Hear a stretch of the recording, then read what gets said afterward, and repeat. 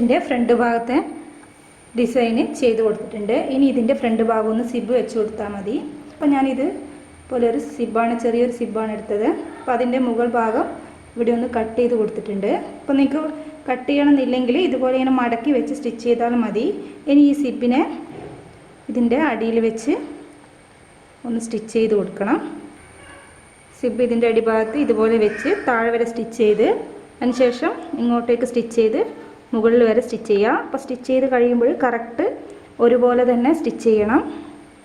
അതിനുശേഷം ഇതിൻ്റെ മുകൾ ഭാഗത്ത് ചെറിയൊരു പടി വെച്ച് കൊടുക്കുകയാണ് ചെയ്യുന്നത്.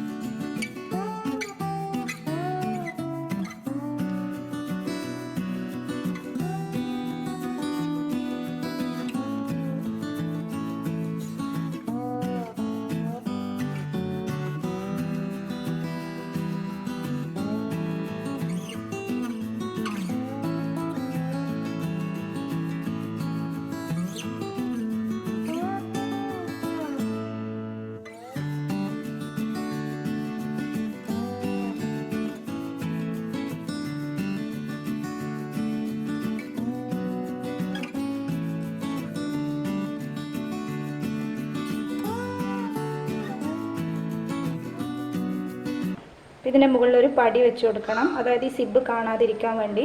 അപ്പോൾ സിബിൻ്റെ ഇറക്കത്തിനേക്കാൾ കുറച്ചുകൂടി ഇറക്കമുള്ളൊരു തുണി എടുത്തു. അപ്പോൾ ഇത്രയും വീതിയിലുള്ള തുണി എടുത്താൽ മതി. അപ്പോൾ ആ തുണിയെ ഇതിൻ്റെ ഒരു സൈഡ് മുകൾ ഭാഗത്ത് തയ്ച്ചു കൊടുത്തു. അതിനുശേഷം താഴെ വരെ സ്റ്റിച്ച് ചെയ്ത് ഇതിൻ്റെ ഈ കോൺ വശം ഒന്ന് കട്ട് ചെയ്ത് കൊടുത്ത് ഇതിനെ ഒന്ന് മറിച്ചിട്ട് കൊടുക്കണം.